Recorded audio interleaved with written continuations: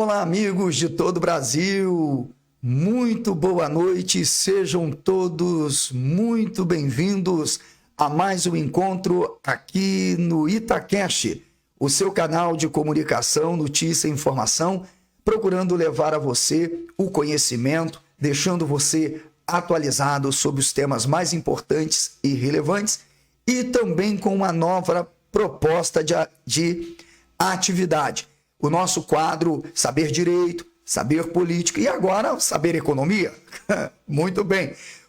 Fechando aí as parcerias com os nossos amigos acadêmicos que muito vão contribuir para que você que está aí do outro lado, que acompanha o nosso trabalho, possa ser enriquecido, possa aprender. Não importa o seu nível de escolaridade, a sua profissão, você com certeza irá ter muito para poder aprender aqui em nosso quadro. E hoje no nosso podcast eu recebo uma pessoa super especial, isto mesmo, ele é economista, conselheiro do Corecon de 2020 a 2022, especialista em relações internacionais, mestre em turismo, palestrante, professor universitário com artigos publicados e vasta experiência. E para você aqui do município de Itaocara, municípios adjacentes que também acompanham o nosso trabalho, é muito importante porque hoje nós vamos aprender sobre saúde. Que isso, professor? Mas ele é economista e vamos aprender sobre saúde? Isso mesmo, saúde financeira. Porque afinal, se você de fato sabe administrar o seu patrimônio, sabe administrar os seus rendimentos, os seus proventos, com certeza você vai gozar de um bem-estar social, isto é, saúde financeira. E ele, com certeza, no seu vasto currículo, com a sua experiência como palestrante, vai nos enriquecer nessa programação. Vamos receber o nosso convidado, que já está comigo aqui, olha que bacana, dando muito boa noite ao nosso convidado especial, Álvaro Carvalho. Daqui a pouco eu estarei de volta, a gente vai soltar a nossa vinhetinha de abertura, porque afinal nós temos pessoas de outros estados, outros municípios que não conhecem a nossa cidade. E eu pensei bem, poxa, como que eu devo fazer a minha vinheta de abertura? Fiquei pensando, e eu escolhi algo que já é para poder mostrar um pouquinho da nossa cidade. Então, não saia daí, eu volto já, muito rápido, são 10 segundinhos,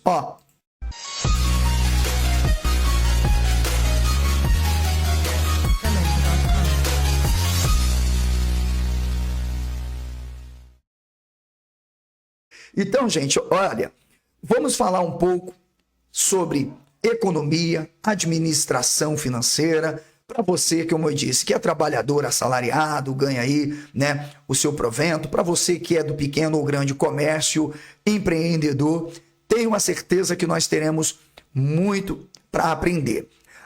Álvaro Carvalho, eu quero primeiramente te agradecer por aceitar o meu convite, por poder nos prestigiar com um pouco do seu tempo, com um pouco do seu conhecimento, com o resultado do seu labor acadêmico.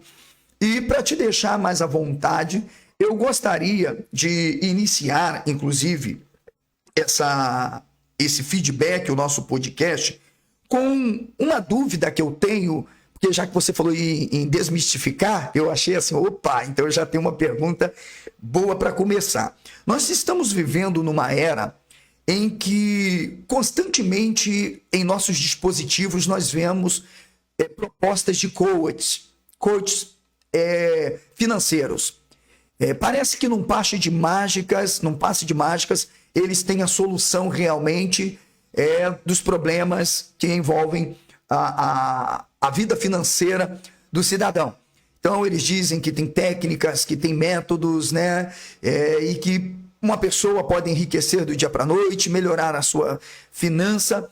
E muitas pessoas vão atrás disso, acreditando que realmente elas terão uma vida financeira sustentável ou alcançarão seus objetivos. Alguns pensam até em riqueza. E eu estava conversando com um amigo antes dessa live, que é o Cláudio, E eu falei para ele uma coisa importante.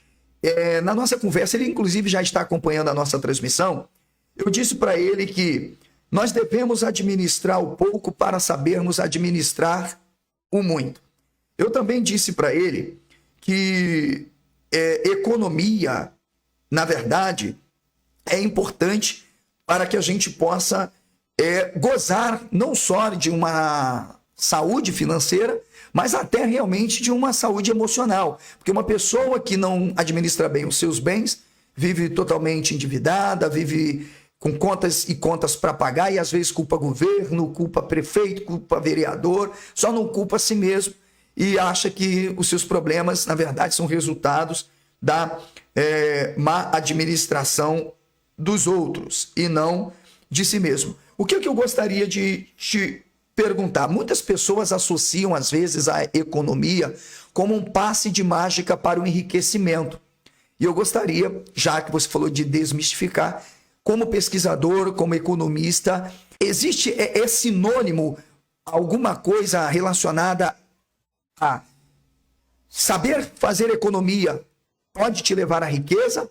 Saber administrar o seu patrimônio, o seu dinheiro, é sinônimo de que você se tornará uma pessoa rica? Então, vamos lá.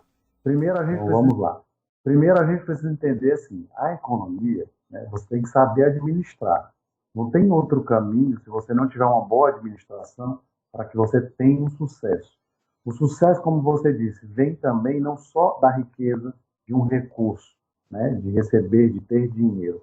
É a questão também emocional. A gente trabalha sempre dessa maneira. Lembremos que nós temos uma cadeia. Nós não somos só um, por exemplo, a teoria da firma, né, na economia, na microeconomia, a gente fala assim, é uma pessoa e uma empresa.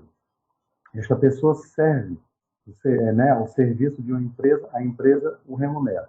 Lembrando que depois vai aumentando o número de empresas e, ao mesmo tempo, o número de famílias.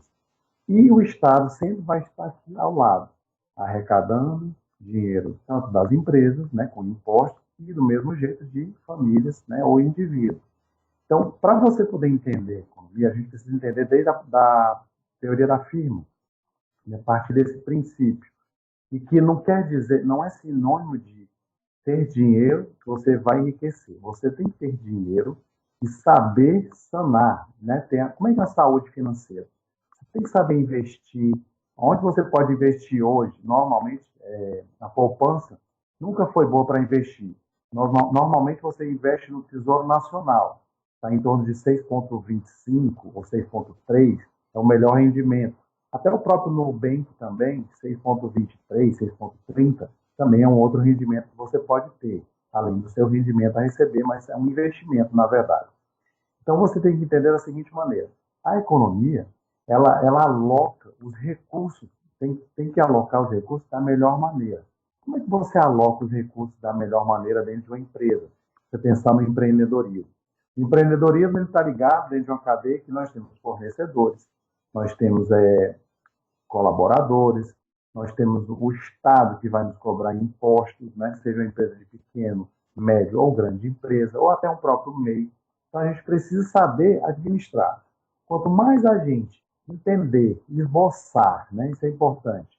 Você seguir um norte. Você tem que ter uma estratégia financeira. Estratégia é esse planejamento que você possa fazer um arcabouço, desenhar. Daí você vai começar a entender nesta base da empresa o que você tem, qual é o seu custo fixo, qual é o seu custo variável.